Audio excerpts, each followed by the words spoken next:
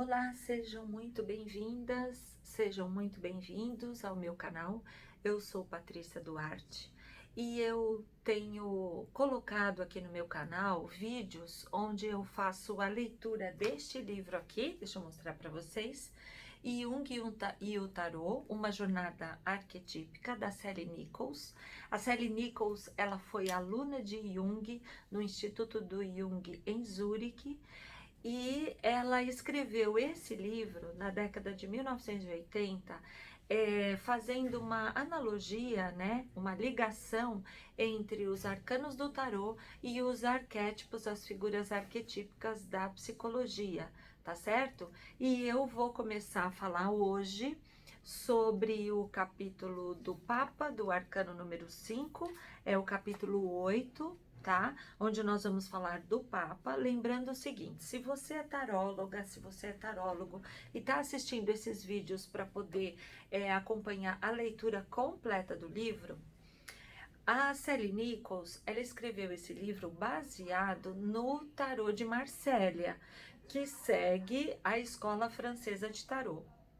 Eu sou taróloga e eu leio as minhas leituras de tarô, meu trabalho com tarô é baseado no tarô de Waite. Eu utilizo no meu trabalho o tarô de Edward Waite, que é da escola inglesa, tá? Em alguns momentos dos textos do livro, a Sally Nichols cita o tarô de Waite, porque teve realmente uma importância muito grande, né, no tarô mundial, vamos dizer assim, tanto a escola francesa quanto a escola inglesa. Mas eu sigo a escola inglesa, tá? Eu utilizo no meu trabalho o tarô de Waite e eu trago para vocês as imagens que a Sally Nichols coloca no livro do tarô de Marsella, e eu trago sempre para vocês o arcano que eu estou lendo, o capítulo, eu trago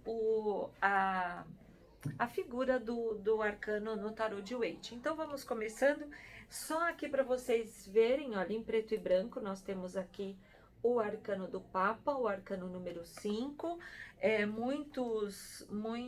muitas edições do tarô de Waite, o nome é o Hierofante, mas não tem problema, porque de todo jeito a gente está falando de um pontífice, vamos dizer assim, né? Uma figura de autoridade frente a uma religião. E aqui, olha, numa imagem mais coloridinha, nós temos aqui o arcano do Papa, tá? Se vocês estão vendo. E daqui a pouquinho eu vou mostrar para vocês o Papa no tarô de Waite. Então vamos começar aqui. O Papa, a face visível de Deus. A alma do homem é naturalmente religiosa, uma citação de Orígenes. Por enquanto, cada carta discutida retratou apenas uma figura, um personagem de tendências mágicas ou de proporções sobre-humanas. A carta de número 5 mostra algo novo. Em adição ao costumeiro caráter arquetípico, neste caso o Papa, vemos pela primeira vez figuras de tamanho humano. São apresentadas como dois homens do clero, ajoelhados diante do Papa. O da esquerda traz o que parece ser um chapéu de cardeal, e ambos ostentam tonsuras clericais que, quais halos em miniatura, lhes proclamam a dedicação ao espírito. Então vejam aqui, olha, aqui na frente, essas duas figuras olhando para o Papa. Atrás do Papa, nós vemos aquelas duas colunas, semelhantes às colunas que nós vimos no arcano da sacerdotisa. Vocês lembram? Então vamos continuar. O Papa sentado no trono como a figura central, emoldurado pelos dois homens ajoelhados à sua frente e pelos dois pilares erguidos atrás, reitera o seu número, 5, número simbólico da quinta essência, a preciosa e indestrutível qualidade só conhecida do homem e que transcende os 4 elementos terrenos, comuns assim aos homens como aos animais. Podemos ver o Papa, nesse caso, como a personificação exteriorizada da luta do homem pela conexão com a divindade, da sua dedicação à busca do significado que coloca o homem acima dos animais. Então, lembre-se, para você que trabalha com tarô, para você que lê tarô, O tarô é composto de 78 arcanos, sendo 22 arcanos maiores, que são as figuras, né, que é a jornada de todo ser humano, representa a jornada de todo ser humano, e os 56 arcanos menores, que simbolizam o nosso cotidiano, mas também a nossa experiência humana com os arquétipos, né? E esses 56 arcanos menores, eles são divididos em 4 naipes: paus, copas, espadas e ouros. Sendo que o naipe de paus representa o elemento fogo, o naipe de copas representa o elemento água, o naipe de espadas o elemento ar e o naipe de ouros o elemento terra. Mas o tarô, ele tem 5 elementos. O quinto elemento é a quinta essência, é o éter cósmico. Só para vocês poderem entender o que a Sally Nichols está falando aqui. Então vamos continuar. Enquanto Freud via nessa tendência religiosa simples sublimação da libido sexual, Jung via no impulso do homem para o significado transcendente um instinto sui generis da psique humana, como uma predisposição inata da espécie humana, força criativa mais coativa até do que o anseio da procriação física. A semelhança do instinto sexual, o impulso religioso visa unir os opostos. Como símbolo dessa unificação, o Papa, com sua barba e suas vestes ondeantes, é andrógeno, une em pessoa tanto os elementos masculinos quanto os femininos. Interessante toda essa pontuação dela. Então, só para a gente pontuar também, o que ela está falando é que Freud ele via na tendência religiosa do ser humano a sublimação da libido sexual, ou seja, sexo é libido sexual para procriar, tá? Para procriação, para um homem e uma mulher terem relação sexual para poder perpetuar a espécie, ou vamos dizer assim, macho e fêmea, pensando nos animais, né? Porém, Jung via no impulso do homem para o significado transcendente um instinto sui generis, uma predisposição inata da espécie humana, força criativa mais coativa até do que o anseio da procriação física, ou seja, Jung vê essa energia sexual, essa libido, como uma energia criativa, tá? Uma energia e ele chamou de ânimo e de ânima, né?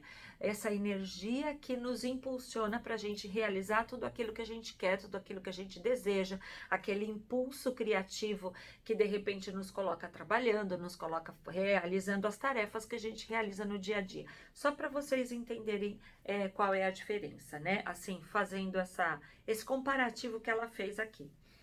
O Papa é uma figura poderosa, não só simbolicamente, mas também no mundo da realidade. Como mago, liga o mundo interno ao externo, porém de maneira mais consciente e mais fraca. Poder-se-ia dizer que a função do Papa consistia em tornar acessível ao homem o mundo transcendental até aqui alcançado apenas pela intuição. Ele foi chamado a face visível de Deus por ser dotado do maná do mesmo Senhor. Como sempre acontece com esses poderes arquetípicos que nos movem no interior, precisamos primeiro experimentá-los como existentes em nosso meio externo.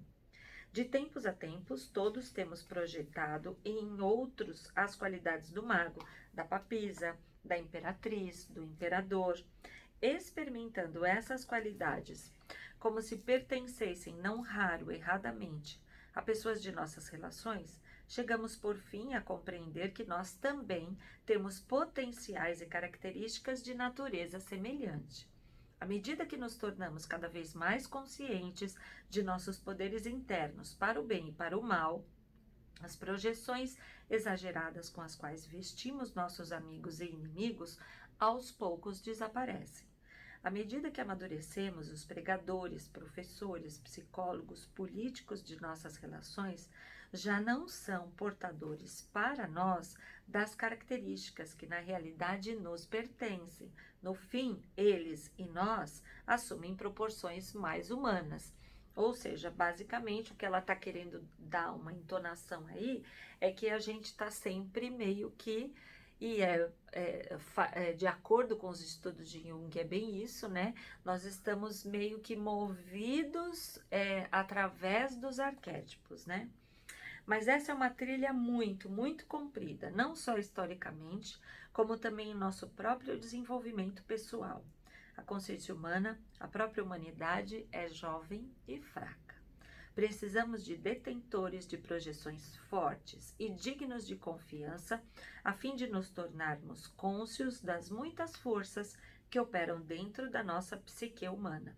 Um portador ideal da nossa fé e das nossas aspirações é o Papa aqui retratado. Em contraste com as duas figuras insignificantes diante dele, parece ter um tamanho sobre-humano, e com toda razão, uma vez que é o representante de Deus na Terra. A palavra Pope, Papa, é da mesma família do Pater Latino e do Papa italiano. Como o imperador era o pai supremo no governo da vida da comunidade secular. O Papa é a figura do pai supremo da Igreja, que governa seus filhos, ela coloca filhos entre aspas, na comunidade religiosa. Seu título de pontífice relaciona-se com o Pontifex latino, que significa ponte. Uma ponte entre homem e Deus. Liga a experiência codificada da Igreja, simbolizada pelos pilares que se veem atrás deles. Lembram que eu mostrei para vocês? Com a experiência viva e humana das figuras à sua frente. Então, só para a gente voltar aqui na página para vocês entenderem. Então, nós temos as duas figuras e os pilares aqui, certo? Então, vamos dar continuidade.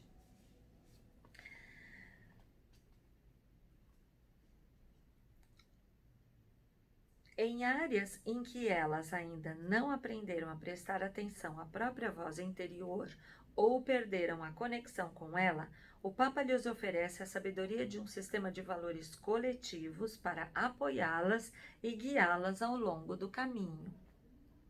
No mundo primitivo do mago, da papisa e da imperatriz, homens e mulheres viviam em íntima conexão com o seu lado instintual. Não funcionavam como indivíduos discretos, senão como átomos que giram à volta de um centro, e cada qual vivia certa função para o grupo, de modo um tanto ou quanto semelhante ao das abelhas numa colmeia. Antes do advento do imperador, com a ênfase que colocava nos feitos e nas palavras, que são a matéria da civilização, as pessoas ainda sabiam ouvir a voz do inconsciente quando lhes falava através de sonhos e visões. Mas, com o imperador, essa participation mystique entre os humanos e a natureza principiou a enfraquecer-se. A energia era necessariamente liberada para abater florestas e construir o império. Na paisagem interior, igualmente, ilhas de percepção do ego principiaram a elevar-se acima da massa primeva da consciência tribal. Quanto mais o homem perdia contato com a própria experiência imediata do espírito, tanto mais passou a depender do dogma destilado da mística experiência dos outros. Muito significativa essa frase dela aqui. E gradativamente, através dos séculos, à medida que se envolvia nas complexas relações pessoais inerentes a uma sociedade individualista, competitiva, o homem chegou a sentir cada vez mais a necessidade da confissão individual e do aconselhamento em questões de consciência pessoal. Dessas necessidades surgiu e cresceu a Igreja, que tem o Papa como chefe titular. Como porta-voz de Deus, é o árbitro final de todas as questões morais. É também ele quem determina a autenticidade final de toda a experiência mística. E é verdade, é o conselheiro de todos os fiéis da Igreja, é o Papa, né? Vamos concentrar o Papa, a gente está falando Igreja, a Igreja Católica Cristã, né? O Papa do Tarô, vamos a ele, mostra-nos simbolicamente a extensão do seu domínio. A mão direita erguida no sinal tradicional da bênção revela 2 dedos estendidos a indicar que os problemas morais que envolvem os opostos do bem e do mal estão sob seu domínio para serem amplamente reconhecidos e manipulados. O polegar e 2 dedos restantes que ele mantém escondidos podem significar que a Trindade é um mistério sagrado, que não deve ser examinado cientificamente, senão emocionalmente. O Papa segura a chave desse mistério sagrado escondida na palma da mão. Vejam toda a simbologia aqui, né? Prestem bem atenção nisso. Tarólogas e tarólogos. Como a ponte entre o dogma e a experiência, entre o código e sua aplicação prática, o Papa interpreta a lei espiritual, determina problemas difíceis de pecado e santidade, protege a Igreja para que ela não se cinda em seitas individuais. Ao mesmo tempo, no entanto, emenda a lei quando necessário para ajustar-se às circunstâncias individuais que lhe pareçam excepcionais. A diferença da papisa: não segura livro algum, não consulta a lei. Ele é a lei. Como porta-voz terreno de Deus, infalível, seu poder é supremo, acima de toda a humanidade. O próprio imperador tem de ajoelhar-se diante dele. O Papa aqui retratado empunha o cajado que lhe simboliza o cargo com a mão enluvada, a indicar talvez que não é a sua mão individual humana que possui a infalibilidade e o poder supremo. O seu é um dever sagrado, não suscetível às tentações da carne mortal. Em sua luva está assinalada a cruz paté, antiga forma de cruz indicativa da grande idade da Igreja. A luva pode ser tão antiga quanto a instituição que ela serve. Foi sem dúvida usada por muitos papas antes deste, e o será de novo por muitos outros depois que este se for. Sua coroa de 3 tiaras, semelhante à usada pela papisa, é repetida na cruz tripla do cajado. O domínio do Papa sobre os 3 mundos, espírito, corpo e alma, é reafirmado e tornado mais franco. Mas ele segura o cajado com a mão esquerda, governa mais pelo coração do que pela força da vontade. Então, vamos só fazer toda uma leitura aqui do texto que ela falou, né? Então, a gente tem aqui, olha, vocês conseguem ver? Aqui é a cruz que ele tem, aqui o símbolo que ela falou na luva, né? Ele tá segurando, aqui ele tem olha, a mão, a posição da mão, né? O que ele faz com a mão, que é aquilo que ele faz para abençoar as pessoas. Ele tem esse símbolo que é um mudra sagrado, né? Que mais que nós temos aqui? É isso, né? Que ela falou. E ele segura o cetro dele aqui com a mão esquerda, né? Simbolizando o coração. Vamos continuar aqui. Como a ponte entre o dogma e a experiência, entre o código e a sua aplicação prática, o Papa interpreta a lei espiritual, determina problemas difíceis de pecado e santidade, protege a Igreja para que ela não se cinda em seitas individuais. Ao mesmo tempo, no entanto, emenda a lei quando necessário para ajustar-se às circunstâncias individuais que lhe pareçam excepcionais. A diferença da papisa: não segura livro algum, não consulta a lei, ele é a lei. Como porta-voz terreno de Deus, infalível, seu poder é supremo, acima de toda a humanidade. O próprio imperador tem de ajoelhar-se diante dele. Eu quis só repetir para vocês poderem absorver bem o que eu tinha lido anteriormente, para poder fazer aí a leitura, né, com esse visual que eu coloquei. O Papa aqui retratado empunha o cajado, que lhe simboliza o cargo com a mão enluvada, a indicar talvez que não é a sua mão individual humana que possui a infalibilidade e o poder supremo. Essa parte nós já lemos, né? Então, o dever sagrado, na luva está assinalada a cruz paté, antiga forma de cruz, indicativa da grande idade da Igreja, né? E sua coroa de 3 tiaras, semelhante à usada pela papisa, é repetida na cruz tripla do cajado. Essa cruz tripla do cajado que eu quero enfatizar bem, que é o domínio do Papa sobre os 3 mundos, espírito, corpo e alma. Interessante, né? Segura o cajado com a mão esquerda, que já falamos. Vamos agora para o novo parágrafo. Os dois prelados aqui pintados parecem ser quase gêmeos. Em nossos sonhos, toda vez que uma nova qualidade ou função está a pique de emergir na consciência, muitas vezes surge assim, gêmeas, símbolo por excelência dos aspectos duplos inerentes a toda a vida. Olha aí, simbologia de sonhos, muito estudado e muito aprofundado por Jung, né?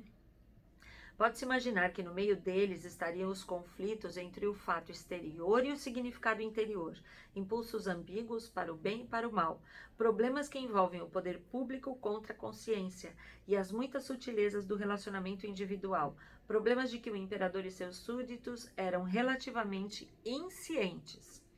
As duas figuras ajoelhadas têm as costas voltadas para nós, e embora esteja emergindo, a percepção dos opostos ainda é inconsciente.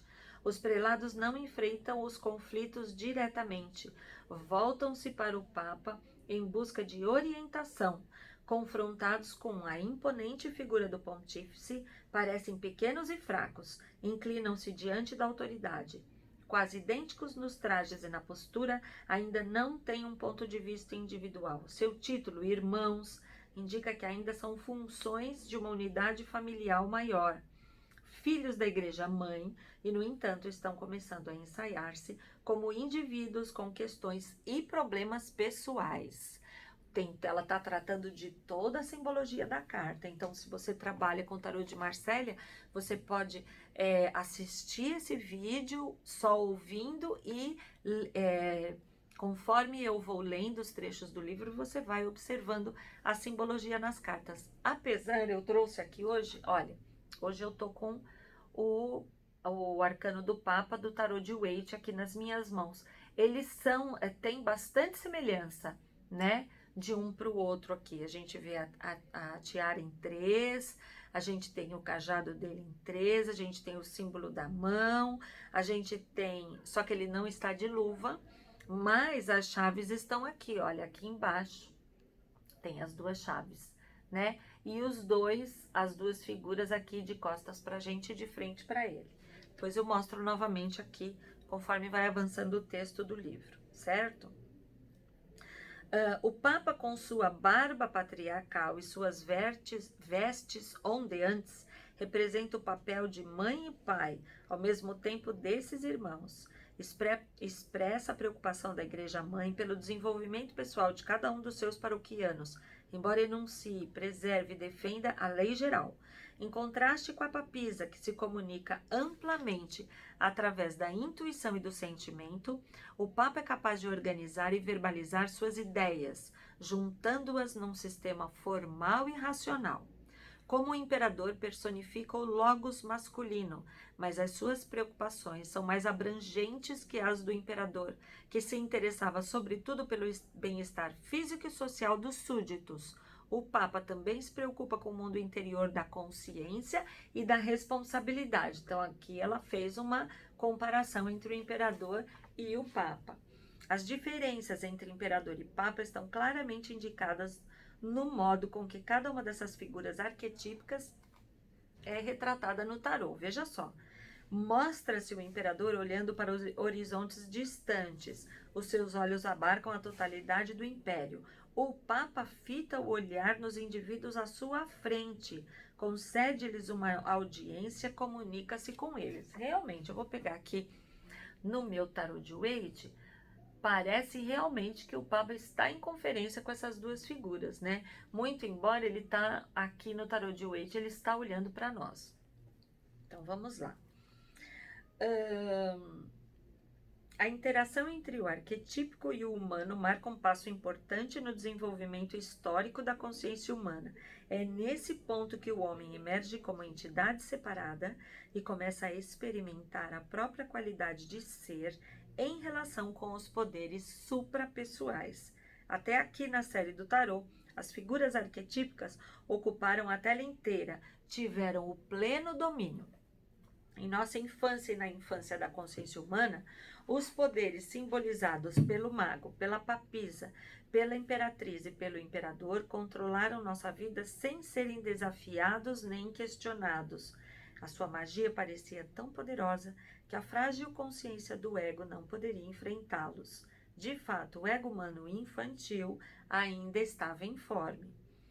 Como as 4 primeiras cartas da série do tarô revelam plenamente a consciência do ego individual, não tinha lugar no palco e muito menos fala. Na carta do Papa, pela primeira vez, a humanidade confronta o arquétipo. Está se verificando um diálogo entre a consciência e os poderes instintuais da psique.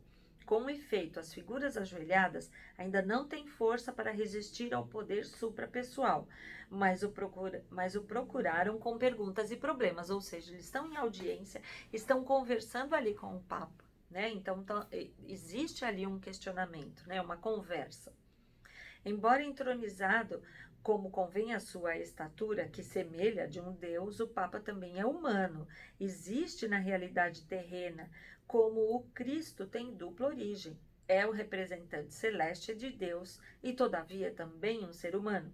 O que significa que, se bem a pessoa pertence ao tempo, a essência é imortal. O Papa individual, aqui pintado, morrerá, mas enquanto perdurar a Igreja, terá sempre um sucessor, ou seja, o Papa é um papel, né? Ele é representado por um homem que foi um dia padre, vai passando, cardeal, papapá, papapá, mas ele, o homem, né, que veste o papel de Papa, morre, mas vem outro que usa essas vestes, né, do papel de Papa. O Papa também compartilha de outras maneiras do arquétipo do Salvador, cujo paradigma em nossa cultura é a imagem de Cristo. Como Cristo, o Papa coloca problemas morais, aguçando a percepção humana na área da consciência humana. Entretanto, como Salvador, absolve o homem da culpa inerente à sua luta pelo conhecimento do bem e do mal, o antigo pecado que só é original em se tratando do homem. Encarado psicologicamente, o Papa do Tarô também é um salvador, pois, de acordo com Jung, a espécie de confrontação que dramatiza é a salvação da consciência humana. Não fora, diz Jung, o diálogo continuado entre o ego e o arquétipo, e o homem nunca seria capaz de desenredar sua identidade do ventre arquetípico e libertar-se da força cega dos próprios instintos. Como Jung assinalou, sem essa espécie de interação entre o humano e o transcendente, nem a consciência do homem, nem o mesmo espírito poderiam evoluir e amadurecer. Em sua resposta a Jó, Jung utiliza o encontro bíblico de Jó e Jeová como paradigma dessa espécie de confrontação entre o homem e o arquétipo. Jung mostra como, no transcorrer do encontro, ambas as figuras se modificam. Jó acaba compreendendo e aceitando a natureza ambivalente e toda-poderosa do seu Deus, e o próprio Jeová começa a tomar consciência do seu duvidoso relacionamento com Satanás. Tudo isso de acordo com como está na Bíblia, tá, gente? Simbolicamente falando, portanto, não só o exame da espécie humana, simbolizado por Jó, como também o da imagem do Onipotente, simbolizado por Jeová, evolui e cresce através de um diálogo interior desse tipo. Conquanto a humilde submissão dos dois padres, pintados na carta número 5, esteja muito longe do astuto interrogatório com que Jó confrontou Jeová, sempre há um começo. Os padres procuraram a figura arquetípica e ela lhes concedeu audiência. O Papa está disposto a ouvir-lhes as perguntas e a comunicar-se com eles. Mas tais diálogos entre o humano e o arquetípico não são sempre tão serenos quanto parecem nessa figura. Aqui o Papa se comunica, mas também pode excomungar. A mão erguida no gesto que abençoa, vista a certa luz, também pode tornar-se o sinal da maldição. A figura 34 mostra a imagem criada pela sombra da mão papal. Vamos na figura 34. Aqui, ó. Olha que interessante. Até tem a legenda aqui da figura 34, o sinal da excomunhão. Eu quero mostrar para vocês. Olha aqui, com bastante clareza. Tá? É muito parecido com a imagem da mão do Papa, né? Só que aqui os dois dedos estão separadinhos e lá na imagem do Papa ele tá assim, né? Então vamos voltar lá. Sugere a cabeça de Bafomete, o diabo. Segundo a antiga superstição, se essa sombra cair sobre alguém, a bênção do Papa se transforma em maldição. Até nos dias que correm, os que acreditam nisso, quando assistem às cerimônias papais, evitam ficar onde a sombra possa cair sobre eles. É verdade, lembra mesmo, olha. Depois quando a gente vai chegar lá no arcano do diabo, né? Mas essa mão aqui tem a ver com a imagem do diabo, o arcano 15. Nós vamos chegar depois nele, tá? Vamos voltar lá no nosso parágrafo.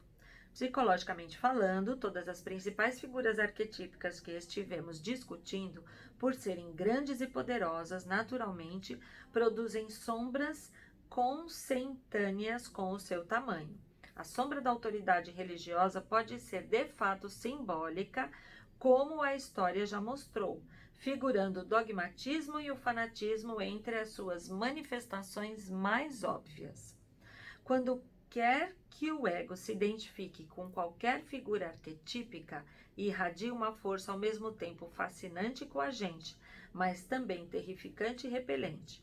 Por ser supra-humano, é difícil a esse gênero que pode relacionar-se de uma forma humana.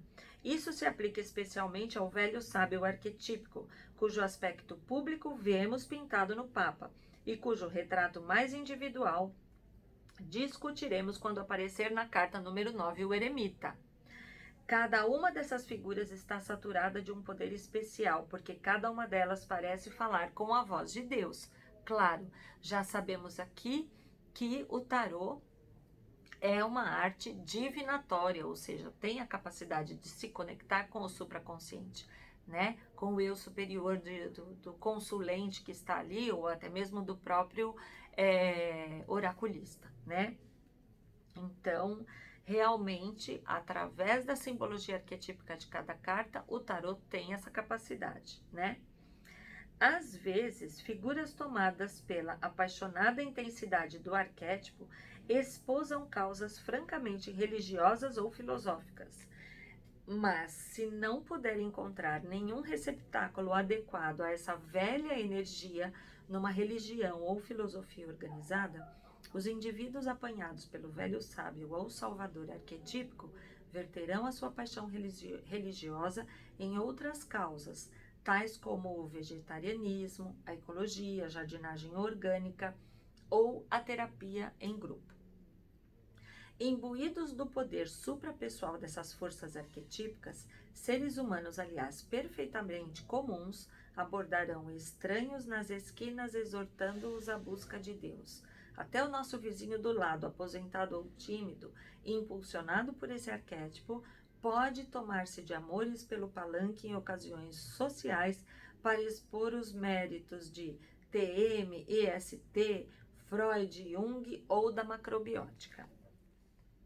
O Papa é uma figura do Logos, como tal também simboliza o ânimos, termo de Jung para designar o princípio masculino inconsciente que aparece na psique da mulher. O ânimos assume muitas formas, várias dentre as quais estão retratadas no tarô. No seu estudo intitulado Ânimos e Ânima, Emma Jung distingue 4 fases na evolução do Logos, tal como surge externamente na cultura e internamente no inconsciente das mulheres em geral. A primeira, diz ela, compreende a ideia do poder dirigido. Essa fase é retratada no tarô como o mago. A segunda, Ato, é personificada pelo cavaleiro do tarô. Ele aparecerá mais tarde como o jovem rei que se vê na carta número 7, o carro. A terceira fase do desenvolvimento do ânimos, ela chama palavra, personificada no tarô pelo imperador. E a quarta fase, significação, é pintada como o Papa. Olha quanta simbologia junguiana muito interessante nos arcanos do tarô. Em sua discussão sobre o desenvolvimento do ânimos nas mulheres, Emma Jung afirma: assim como há homens de extraordinária força física, homens de ação, homens de palavra e homens de sabedoria, assim também a imagem do ânimos difere de acordo com a determinada fase do desenvolvimento da mulher ou dos seus talentos naturais, e assinala que o problema especial da mulher nos dias atuais é chegar a um acordo com o ânimos da significação. Em primeiro lugar, diz Emma Jung, ela raras vezes encontra satisfação na religião estabelecida, mormente se for protestante. A igreja que outrora, em grande parte, satisfazia suas necessidades espirituais e intelectuais, já não lhe oferece a mesma satisfação. Antigamente, o ânimos, junto com os seus problemas associados, podia ser transferido para o além. Para muitas mulheres, o Deus Padre bíblico significava um aspecto metafísico sobre-humano da imagem do ânimos. E enquanto a espiritualidade pudesse ser assim expressa de maneira convincente nas formas geralmente válidas da religião, não se desenvolvia conflito algum.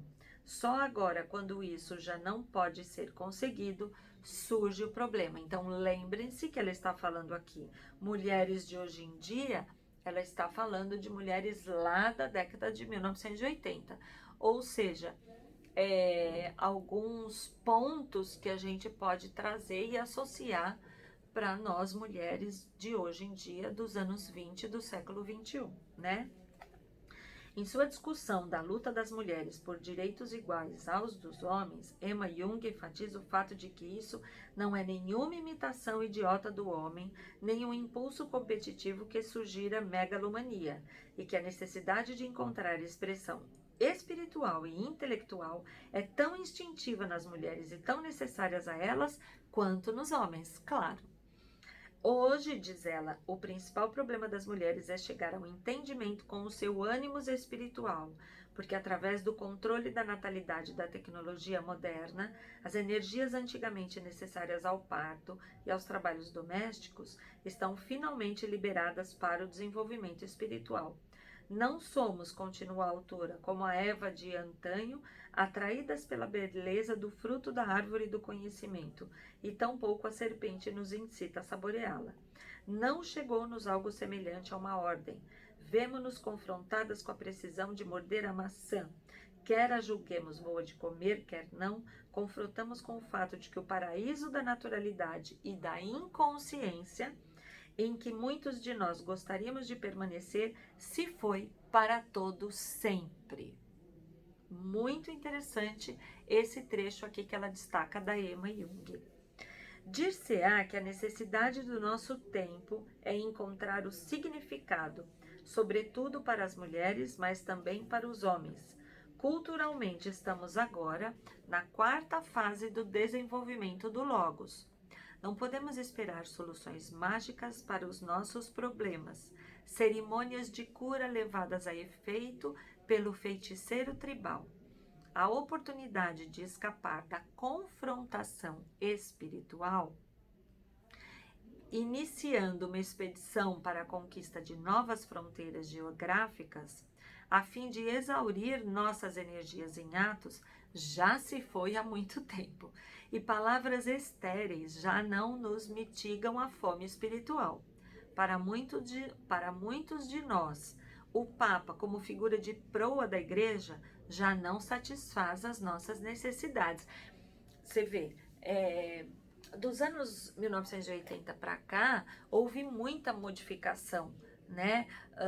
Vamos falar a nível de Brasil, né? Nos anos 80, se você é mais jovem do que eu, vai procurar e vai pesquisar, mas a Igreja Católica, a religião católica era majoritária aqui no Brasil e acredito que no mundo também. Mas de lá para cá muita coisa mudou, né?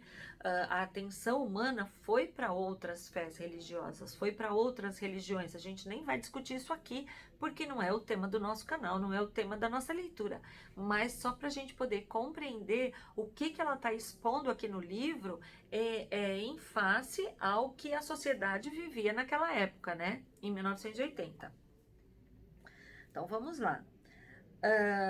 De uma forma ou de outra, precisamos descobrir dentro de nós mesmos o seu equivalente interior e encontrar um jeito de relacionar-se com esse arquétipo. Então, lembrem-se que ela associou o Papa um pouco também ao arquétipo do velho sábio, mas também associou ao mesmo arquétipo que está ligado ao imperador, né? O arquétipo do pai, né? E todas essas questões. Aquela questão do Logos também, né? O número do Papa é 5. O significado simbólico do número 5 ajusta-se muito bem a tudo que foi dito a respeito desse personagem. Ele encarna os 4 elementos comuns a toda a criação, sintetizando-os através do do Espírito, que é a província especial do homem. Lembra que eu falei? A quinta essência, o éter cósmico, que é o Espírito, né? Para quem estuda leis herméticas, hermetismo em geral e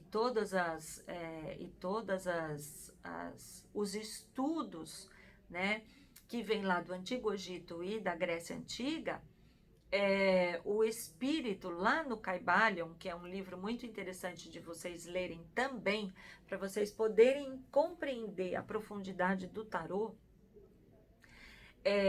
No Kybalion ele cita que o todo, né, que hoje em dia a sociedade denomina como Deus, é também chamado de o Espírito, tá? Então vamos lá. 5 é também o número da humanidade, porque o homem tem 5 sentidos, 5 dedos em cada mão e 5 dedos em cada pé. O número 5 estende uma ponte entre o ser físico do homem e o mistério arquetípico dos números. Muitas sociedades primitivas não sabem contar além de 5, e em muitas culturas, incluindo a nossa, o 5 é usado como medida conveniente para contar.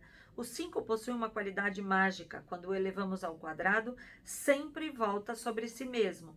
Por esse motivo, os antigos o chamavam de número esférico e consideravam-no relacionado com o infinito. Interessante.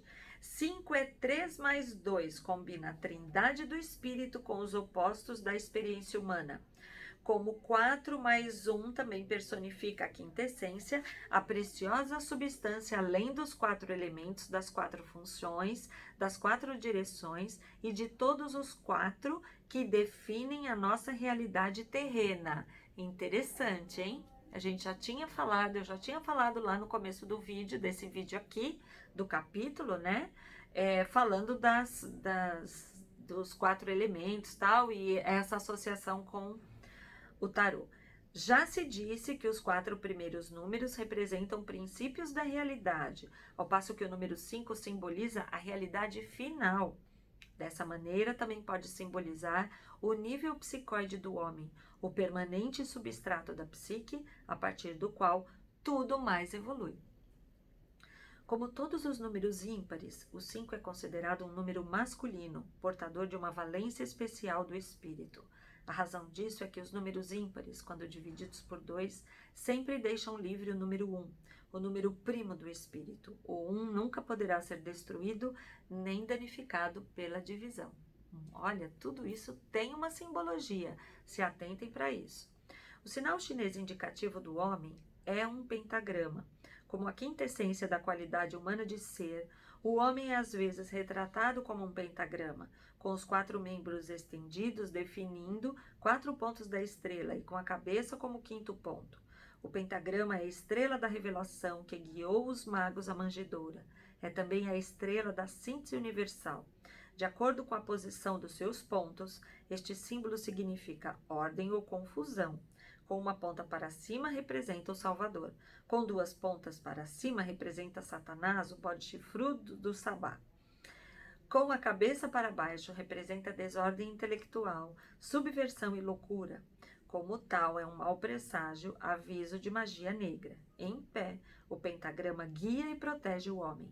Os magos traçam-lhe o sinal diante das suas portas, a fim de reter as forças positivas para que não se dissipem, e usam-no também para afugentar os maus espíritos. Como já observamos, o Papa enfeixa poderes a um tempo salutares e destrutivos, num aspecto, o Papa interior é a função em nós mesmos que nos governa o bem-estar espiritual, a consciência inata, que nos diz quando pecamos contra o Espírito, e como Papa, essa voz interior pode ser tão merecedora de confiança que se torna virtualmente infalível. Mas como todos nós sabemos, o Papa interior também pode projetar uma sombra demoníaca. Toda vez que a antiga voz da consciência dentro de nós se põe a gritar, histérica, denunciando o mundo em geral e os amigos e vizinhos em particular, devemos acautelar-nos. E se a iluminação for adequada, também poderemos ver-lhe claramente a sombra cornuda na parede. Então, eu termino aqui, vamos ver se é isso mesmo, sim. Termino aqui o capítulo 8. Falamos hoje sobre o Papa, né? O arcano número 5. Eu vou manter aqui a imagem, né? Para vocês analisarem bem. Lembrando que este Papa é o Papa do Tarot de Waite, de Edward Waite, da escola inglesa com o qual eu trabalho. Muitos de vocês devem trabalhar com o Tarot de Waite. O arcano número 5 está escrito Hierofante. Então, tanto faz o Papa ou o Hierofante, né? O Hierofante era muito utilizado no Antigo Egito e na Grécia Antiga para conduzir aqueles discípulos que seriam iniciados, para orientar, para conduzir os discípulos que deveriam seguir um caminho para serem iniciados, tá? Isso, e o Hierofante era essa figura que conduzia e que acompanhava esses discípulos. E o Papa, nós acabamos de ver quem é dentro da Igreja Católica e dentro dos arcanos do tarô. Fica aqui comigo, no próximo vídeo então a gente já vai começar o capítulo 9, o enamorado, ou os enamorados, né, ou os amantes, dependendo do tarô que você trabalha. Muito obrigada, vou só repetir que eu estou lendo então aqui este livro, junto com vocês, Jung e o Tarô, uma jornada arquetípica da Sally Nichols. Se você não puder ou se você não quiser comprar o livro, não precisa, porque esses vídeos estão aí à disposição de todos vocês, para vocês ouvirem somente ou assistirem para poder compreender a simbologia e a associação arquetípica aos arcanos do tarô, aos arquétipos estudados por Jung, e numa obra vastíssima, cheia de riqueza. Jung deixou aí todo esse trabalho, todos esses tratados a respeito dos arquétipos, tá bom? Eu agradeço vocês pela audiência, por estarem aqui comigo. Vejo vocês em breve no próximo capítulo, Os Enamorados ou Os Amantes. Um beijo no coração, paz e luz, vida longa, sabedoria e até mais.